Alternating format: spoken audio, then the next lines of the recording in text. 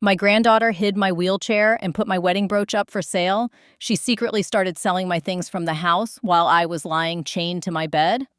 A cup of tea was on the table. I looked around for my wheelchair, but could not find it with my eyes.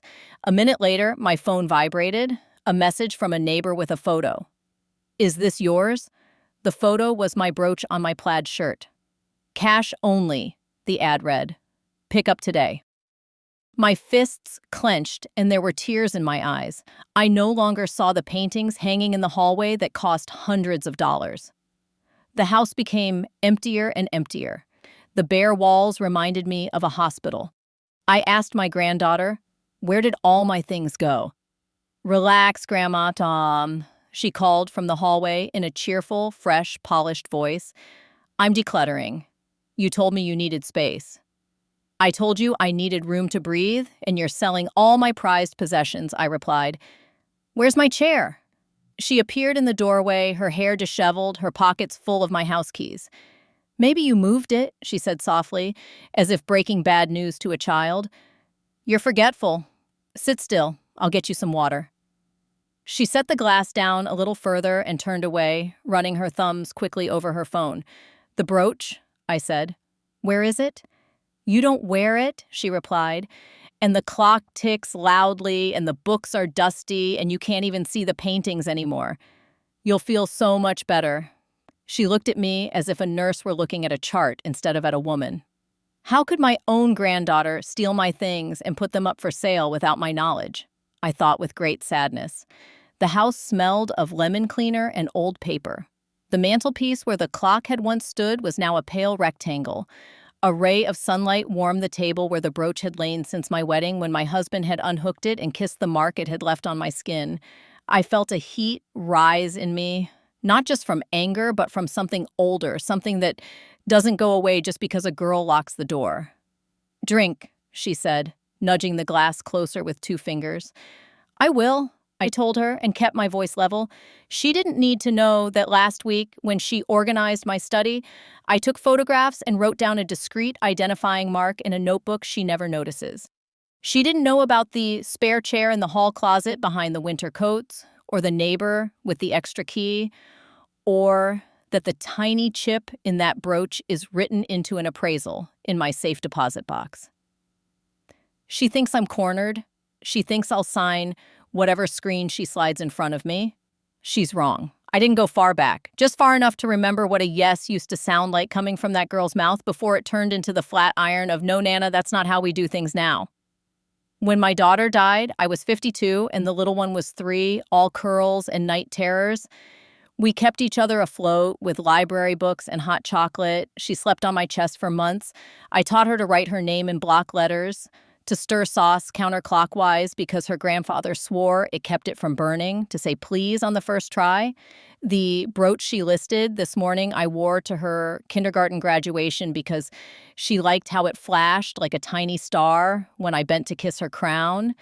There's a photo, her hands gripping my neck, the brooch pressed against her cheek, both of us squinting into the sun as if all the years ahead would be full of Saturdays.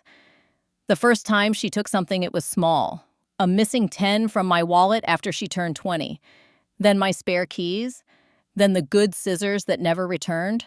After she moved in, just for a few months to save money, she brought boxes labeled with tidy Sharpie. Bathroom, seasonal, books.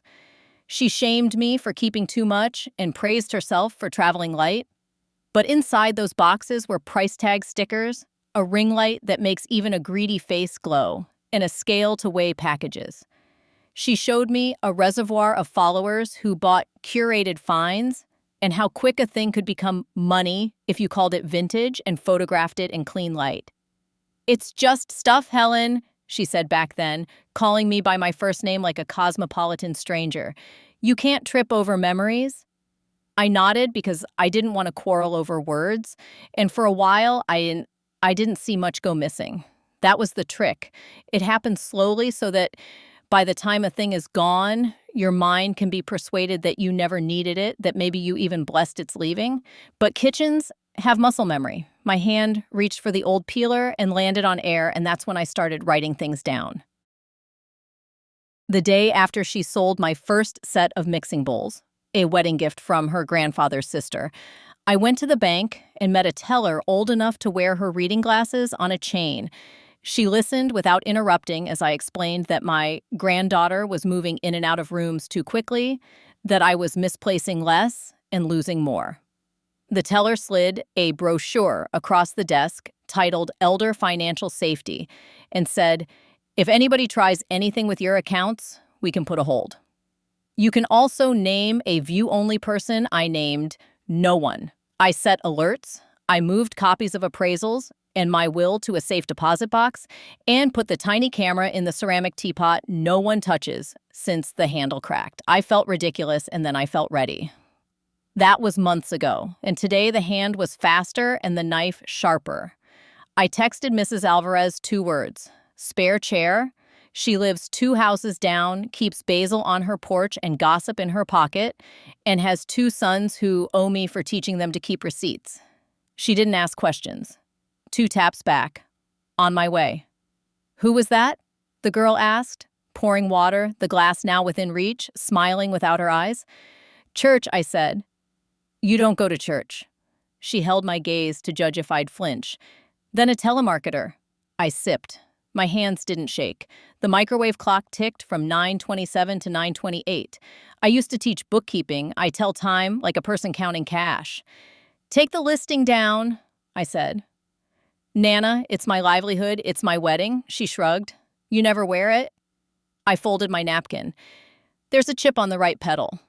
Then it isn't worth much, she said, confident because she thinks value is whatever she can photograph well. The back door opened and closed softly. Mrs. Alvarez has the decency of a cat burglar. She appeared in the kitchen doorway with a smile that could detach wallpaper.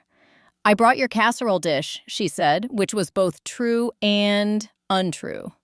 She held a dish with no casserole, and behind her, in the hall closet, rested the spare chair we'd tucked there 3 weeks ago under winter coats and Afghans. Would you like me to make tea? Please, I said, and watched the girl's jaw flex. I already made tea, she said. Tea from someone else's hands tastes different, I said, because sometimes the simplest sentences are the truest. The girl's phone pinged. He's on his way, she muttered, and then louder, full of business. I have a buyer interest. I'll be quick, he. The reseller whose name popped up in the message thread I photographed last week, a man with gray hair and a box truck who calls himself a curator and carries a bank envelope.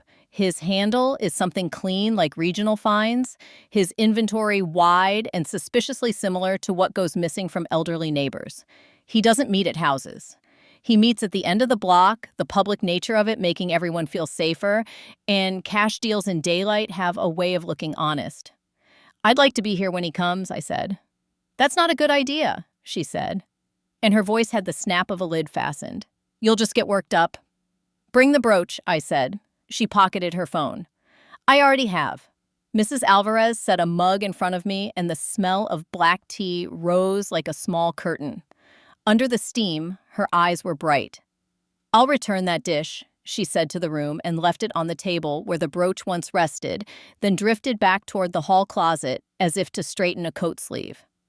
The small sounds of a wheel lifted and lowered were swallowed by the kettle, trilling anew. I'll be back, the girl said. She pecked my cheek, dry as tinder, and took the keys with her. The moment the door closed, Mrs. Alvarez moved. Go, she said, slipping the spare chair into place with the speed of a woman who once lifted toddlers onto buses.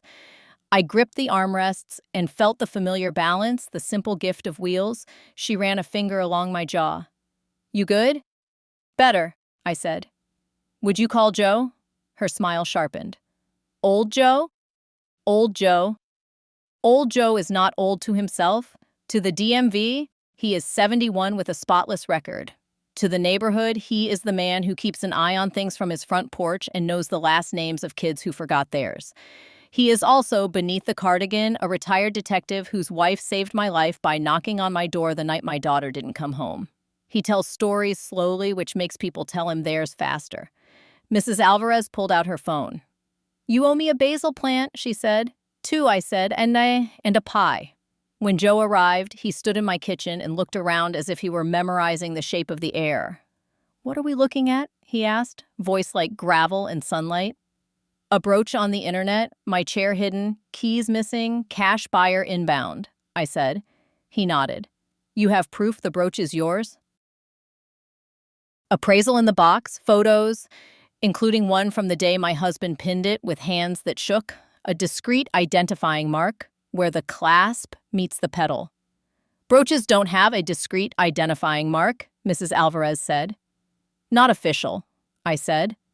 But I took a needle and scratched a tiny H next to a dot you can't see without a magnifying glass. He taught me that with tools. When we were young and very poor, Joe smiled the way a man smiles when the world makes sense again for a second. "You have recordings?" I nodded toward the teapot. "Voice and video. Enough to prove she hid the chair and knew what she was doing." "And a plan?" "Something simple," I said. "Let him come. Let him put money on my table for my wedding day. Let him say whatever it is men like him say. And let him leave with his trunk lighter." "You want him arrested?" Joe said. "I want him visible." "I can make a call," he said.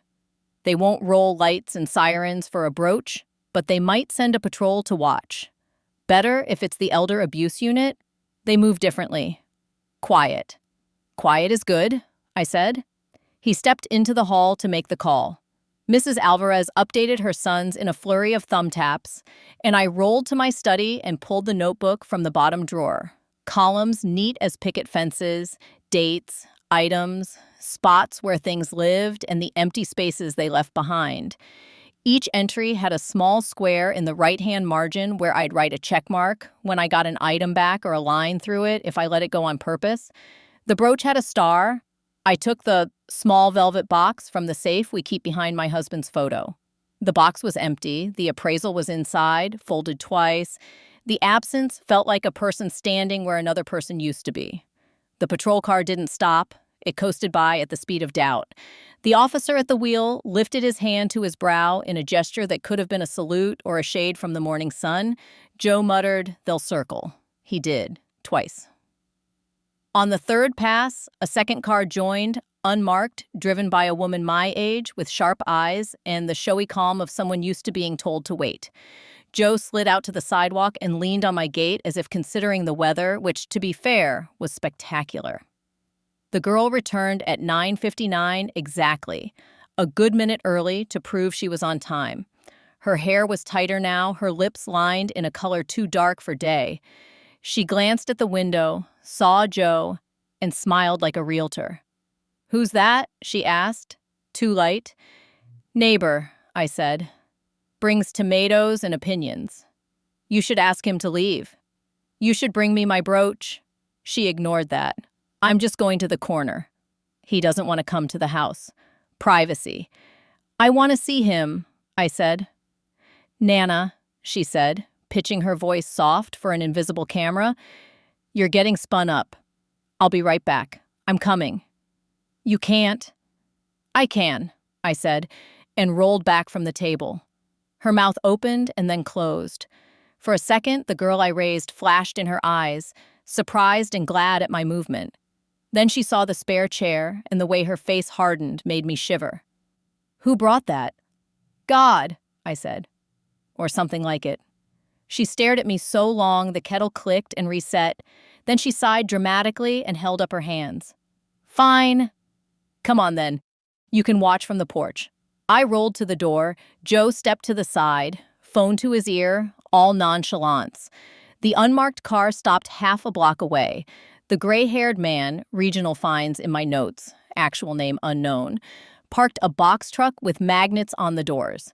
He wore a white polo with a frayed collar and had the careful hands of a man who doesn't like dirt but likes being near it. "You the girl?" he asked, not looking at me. "I am," she said, bright as a bell. "That's it, eh? You brought the envelope?" He lifted it. "Show me the piece." She opened her palm. My brooch lay there, a small sun. In that moment, standing in my doorway, I saw the whole map of the last year. The missing cough drops, the missing charger, the missing jar of quarters, the missing clock that kept me company through long nights. Every absent thing felt present. My breath came shallow and then steadied with the old trick I learned when I was pregnant and terrified. In for 5, out for 7. May? The man asked and reached without waiting. Please, she said, and he took it with that careful distaste and held it to the light. Real? He asked, more to himself than to her. Real enough, she said.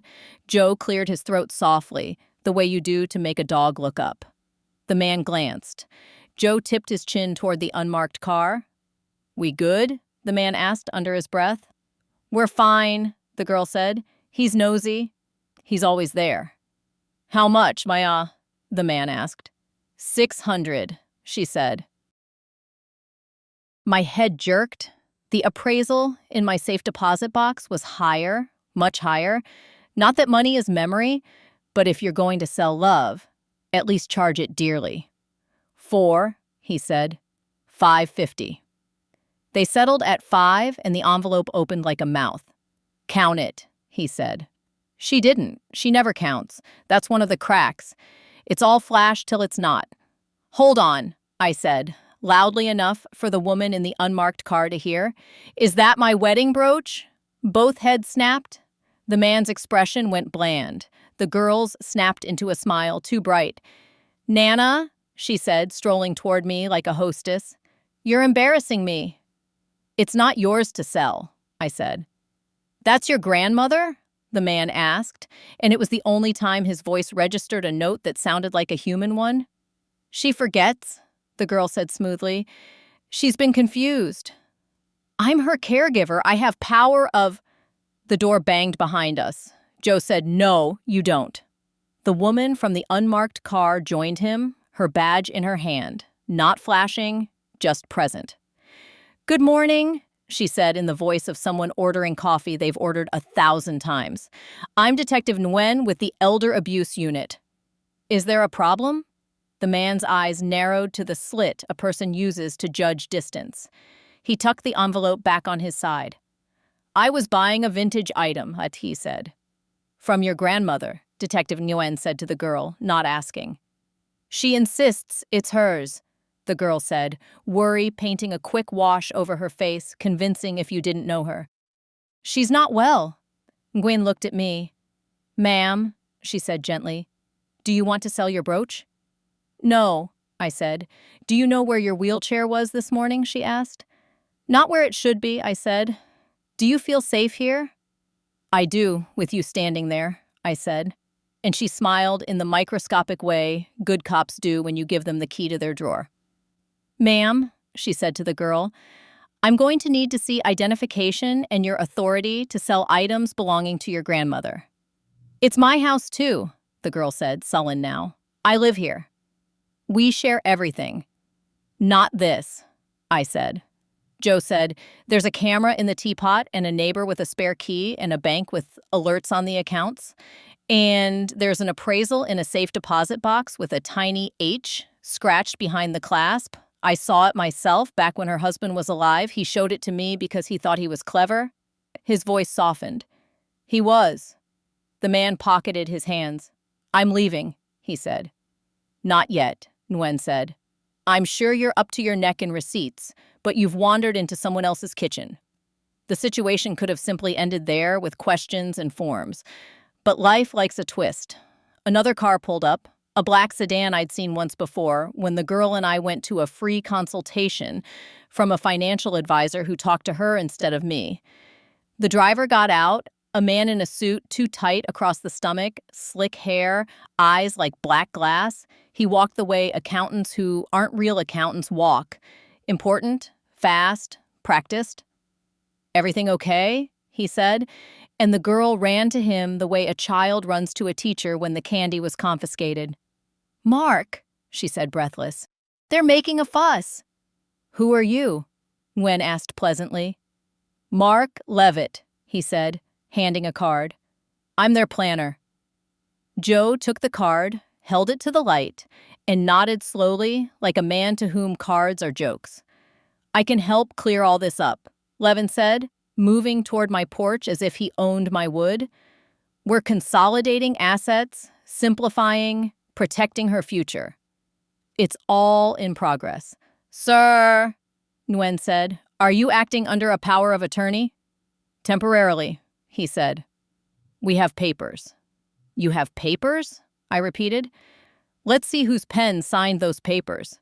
He smiled at me, and it wasn't the smile of a helper. It was the look a person gives another person right before they lift something off their table. Ma'am, he said smoothly, it's best you don't get agitated.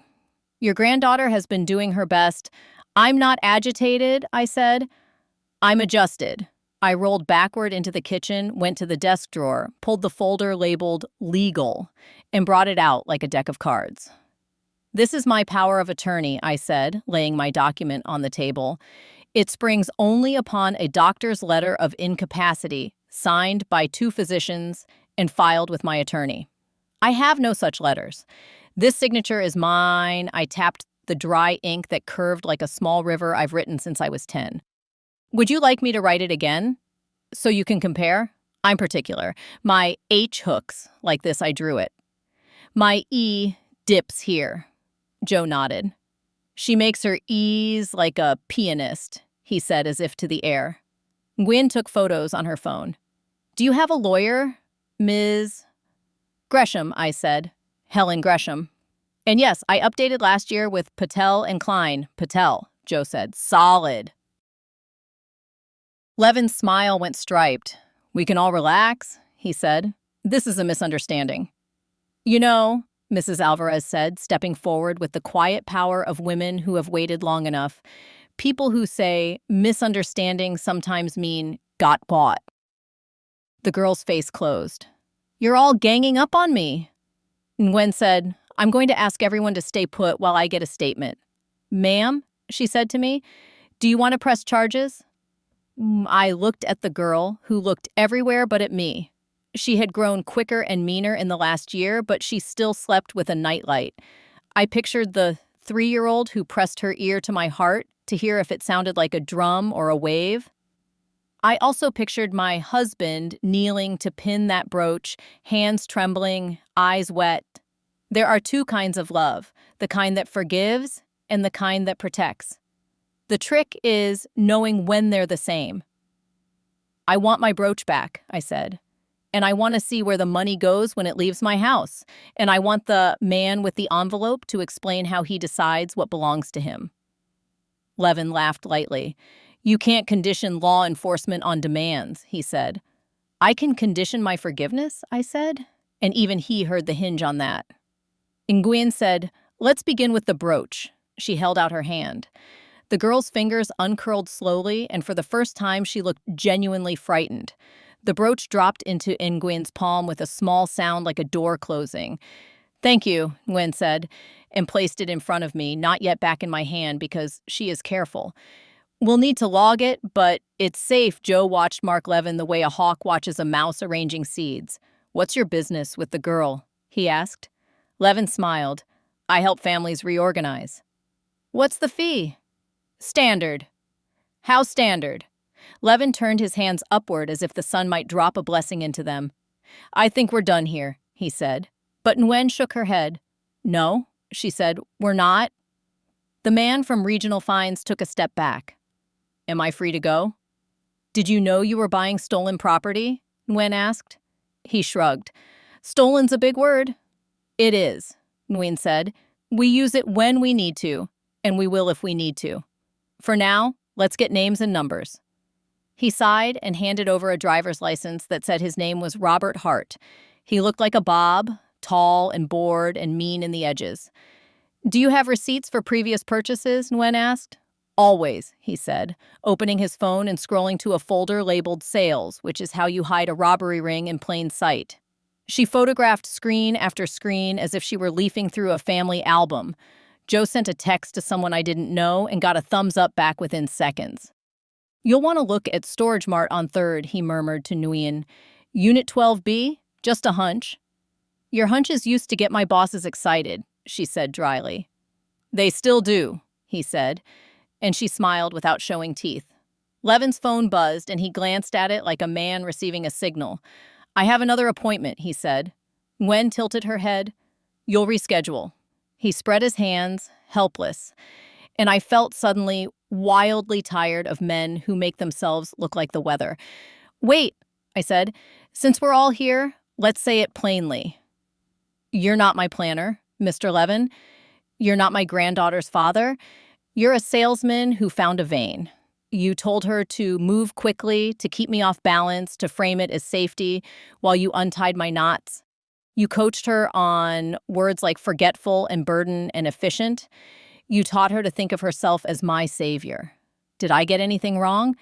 He hesitated for a fraction and then flashed the brilliant smile that sells boats to desert men. You're clearly very sharp, he said. I'm happy to step back. You won't step back, I said. You'll be pushed. Nguyen's face stayed serene, but the unmarked car's engine ticked as if nodding. Joe looked pleased in the way only retired lawmen do when a puzzle sets up right. Ma'am, Nguyen said to me, I'm going to write a report. It will be strong. We'll recommend an investigation into theft and attempted fraud. You have the right to pursue charges. You also have the right to take civil action. It's your call, my call. I repeated, looking at the girl who swallowed hard, at Levin, who began to calculate, and at Hart, who looked at the sidewalk as if it might offer escape. I'm going to make several. For the next hour, life sorted into piles. Nguyen wrote, I told, Joe corrected. Mrs. Alvarez brewed coffee and pressed a sandwich into my hand with the authority of a woman who believes in proteins in a crisis. The girl sat on the edge of her own bed and stared at a point on the wall. Levin stood near the door like a man who thinks timing might save his shoes. Hart waited outside with his envelope, which Nguyen had photographed and recorded and then left in his pocket, his hands a fist of failing plans. By noon, forms had been signed and the brooch was sealed in a small evidence bag to be returned later pending paperwork. It sat on the table like a fish in a river waiting for release. Nguyen gave me her card and a second one. This is for Adult Protective Services, she said.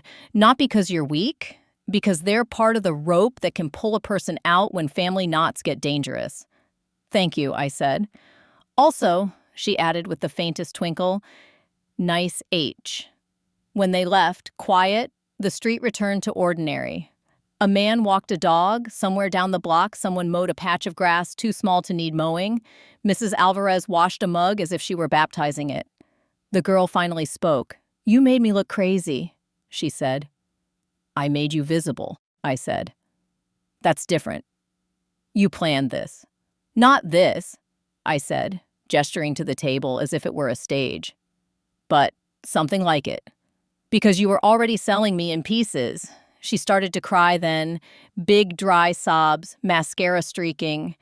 She was either very good at crying or she remembered something soft. What do you need? I asked, which is the most dangerous question you can ask a person who takes from you. She wiped her face. Money, she said, honest for once. For what? Rent, she said. You live here? For our place, she corrected. Tyler and me. Tyler? I said slowly. She flinched. Don't, Nana. I won't, I said, because I don't think Tyler exists. She looked up sharply. What? That's not his name, I said. He has 3 that he uses, and none of them are printed on that crappy business card. He followed you here the first time you met him by the coffee shop because you used the hashtag he searches. He's not in love with you. He's in love with his margin. She dropped her face into her hands and whispered, Mark. I softened. Did he tell you I said you could sell the clock? She shook her head. Did he tell you my doctor said I was slipping? She shook her head. Did he tell you I drank too much or that I misplaced my keys or that if you just got me to sign a few things, we'd all be happier? She nodded then, slow as the clock that used to tick in this room. What did he promise you? I asked. A storefront, she whispered, a real one. With my name on the window, he said I had taste. He said I could be somebody, you are somebody, I said gently. You're my girl. I paused, let that land, then added, and you did a bad thing. She looked up, eyes red. Are you going to put me in jail? I'm going to let the system do its job, I said. And I'm going to do mine. What's your job? To teach, I said. To keep books, to make what's hidden add up, to make people own their numbers. She stood, shaky. I'll pack, she said. Not yet, I said. We have to do inventory. Her laugh was a choked thing. Of what? Of what's missing, I said, then of what can be repaired. The next week moved like a fast old film, jerky but covering ground. With Joe's help and Nguyen's quiet insistence, we visited Storage Mart. In Unit 12B, behind a mattress and a puzzled-looking teddy bear, we found a cross-section of my life, a box labeled Holiday. With my angel hair ornaments, the mantel clock wrapped in a towel, the mixing bowls stacked neatly as if they were waiting for my hand. In another unit linked to Levin by a rental application, officers found 7 sets of sterling flatware, 12 signed first editions, 3 wedding rings in old velvet nests, and a dented mailbox with the name Ramirez painted in cursive. The evidence folded itself around him like laundry. He protested, sent emails, hired a lawyer with a haircut like a hedge, and looked surprised when the law continued to sniff. Hart cooperated in the way men do when their math fails. He handed over receipts. His truck led to a consignment shop with clean lines and a back room full of grief. The owner cried and called her mother. She promised to do audits, offered to help find owners, and did because some people bend back toward their better selves when you give them a chance. We also visited my bank, the manager, a man named Walt, who is my age and has the air of a math teacher who married his high school sweetheart, took my alerts and turned them into safeguards. We set a verbal password. We set a daily cash limit that would feed a cat but not a habit. We linked to an accountant, my choice, not the girl's, and added a note to my file. Any changes require my voice recorded saying yes. He offered to add the girl to my account. I declined. He nodded as if I'd passed a test. I met with my lawyer, Mr. Patel, in a room that smelled like lemon and ink. He listened and asked questions and then slid documents across the table. We moved the house and accounts into a trust that means no one can sell a chair without sitting in a meeting with me and a paper trail as long as a Sunday sermon. We added a clause that says any beneficiary who knowingly exploits me loses their share. We left a door open for a future love to be seen again, because I am not unaware that forgiveness is a God we all worship differently. One afternoon, as the sun was slanting through the kitchen window and you could see the small universe of dust like stars, the girl came home with a plastic storage bin and a look like a person at the airport missing all their flights. I'm moving my stuff, she said. For today, I said. For a while? Not forever, if you don't want it to be. She made a sound between a laugh and a sob. You're too kind. No, I said. I'm precise. What do you want me to do? Start with a list, I said, handing her a notebook and a pen with a good weight. Write down everyone you hurt in the last year. Everyone who lost something because you thought it would make you somebody. She wrote for a long time. Her hands are like her mother's, long fingers with a crooked middle knuckle where she fell off a bike at 7. We're going to call them, I said when she stopped. Now? Now. She called Mrs. Ramirez and the tearful consignment shop owner and a man named Hoffman, whose late wife's teacups were boxed in Unit 12B. She said, I took, not my grandmother took, not we, not he told me to, not I only. She said I, and that single syllable did something that a court can't. Half of the people we called cursed softly and then thanked her and cried. 2 hung up, 1 drove over and hugged her the way you hug lost things when you find them. We made arrangements to return and reimburse, my notebook filled with checked boxes that looked like tiny spades digging a garden, and for the first time in months, I felt air in my chest that wasn't attached to panic. It wasn't clean. It never is. The district attorney filed charges against Levin and Hart. The girl was named too, but with a recommendation for diversion and restitution. Nguyen stood in a hallway with a coffee and explained options with the patience of a grandmother in a pew. The judge, a man in his 60s with eyebrows like parentheses, asked me if I had anything to say. I did. Your Honor, I said, I've been a teacher all my life. I believe in consequences, but I also believe in grocery lists. If you make someone write down what they did and what they need to do, sometimes they'll do it. I want the men who taught my granddaughter to steal to be punished according to your math. As for my granddaughter, I want her to work. I want her to return what she can and earn what she can't, and then sit in rooms with women older than me and younger than her and listen to what theft does to the bones of a person. I want her to know that the brooch is not just metal. It's a day. It's a mouth that kissed it. It's hands that trembled. If you can make a sentence out of that, then I can live with the period. The judge looked at me for a long time and then at the girl and then at the men, and he made a sentence that surprised even himself. Full charges for Levin and Hart. For the girl, 2 years of probation, restitution, mandatory counseling, 300 hours of community service at the senior center, financial literacy classes, and a prohibition on selling any item without proof of legal title. He also granted a protective order that allowed me to breathe with the back door open again. When we left the courthouse, the steps felt steeper than they used to. Joe held the railing like a gentleman from a better film. The girl walked beside me, not ahead, not behind. On the sidewalk, a man played a trumpet, and the notes rose into the gray and sounded like somebody practicing to be good. At home, the detective brought the brooch back sealed in a plastic sleeve. She cut it open and set it on the table with a little ceremony and said, "It's yours again."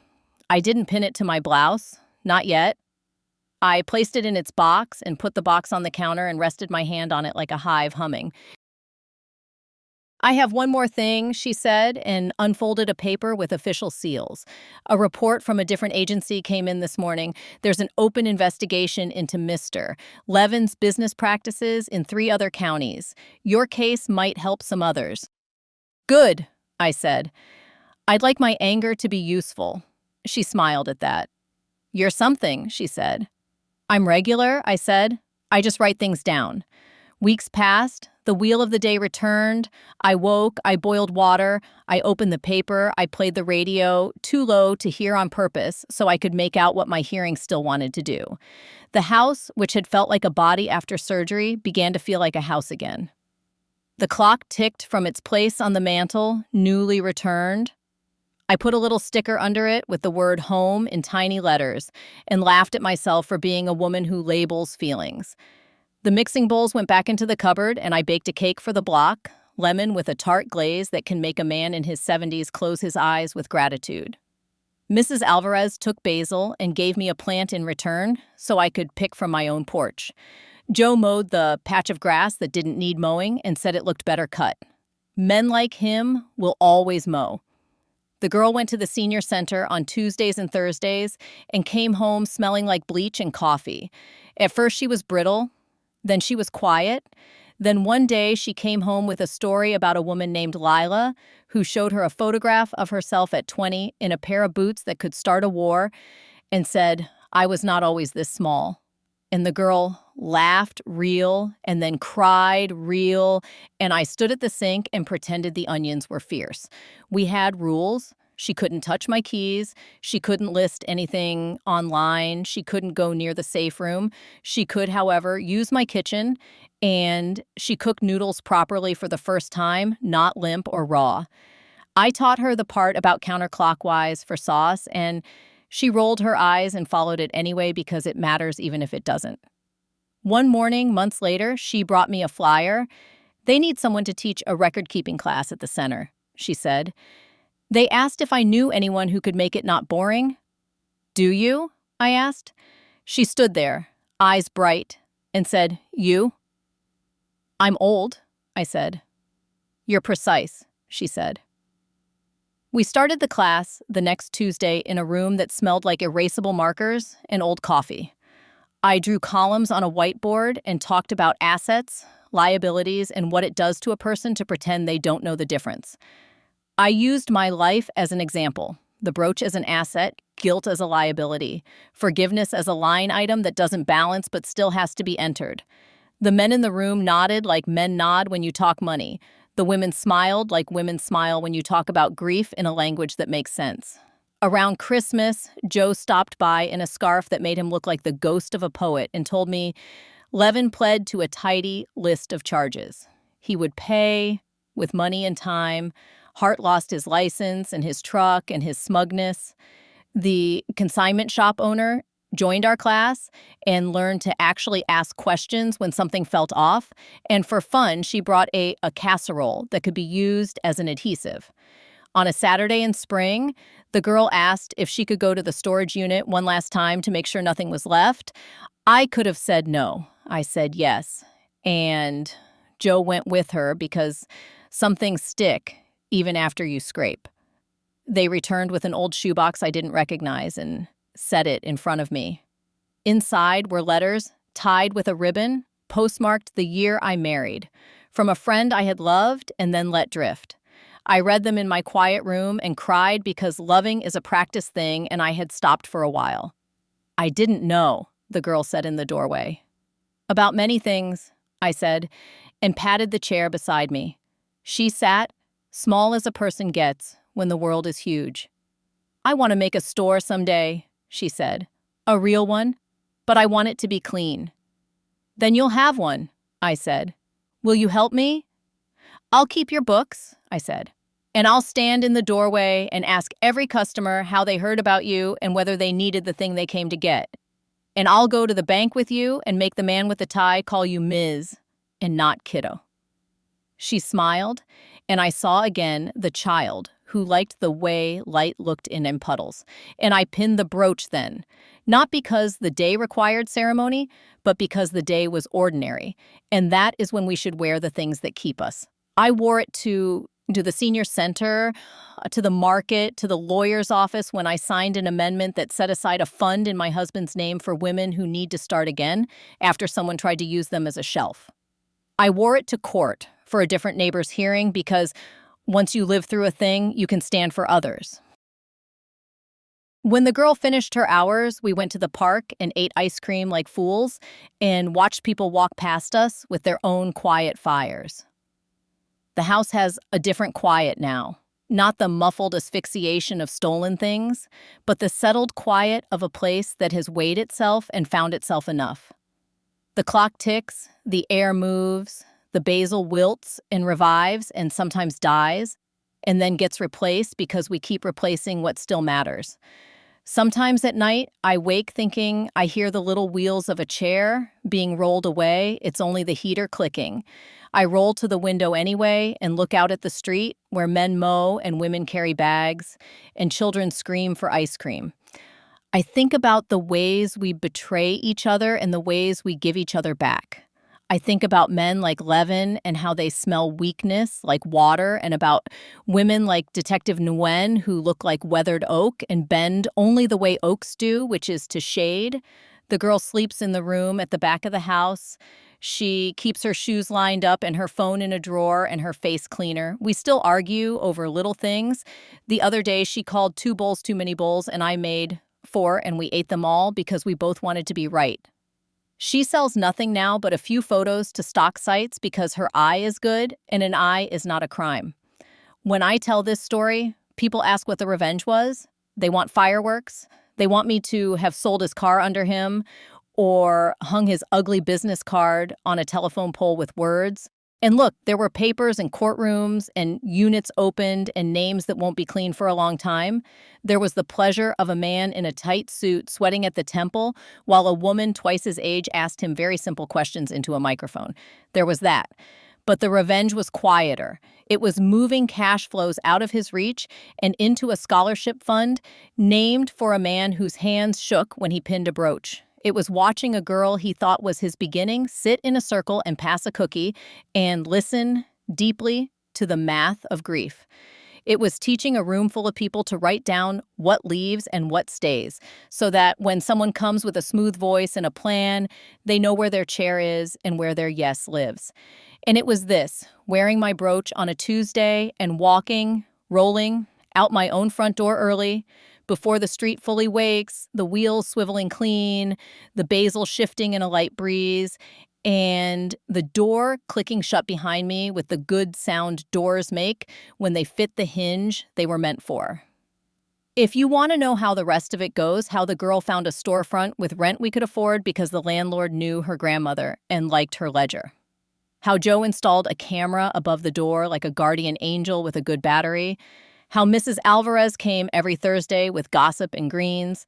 How I taught a class where the first lesson was write your name like it matters. And the second was question any sentence that begins with the words for your own good. Then you'll have to stay for cake. There's plenty. The mixing bowls are where they belong, and the recipe is in my head. Not written down, not because I'm hiding it, but because some things are safer where a thief can't see them. But before that, one more number to balance.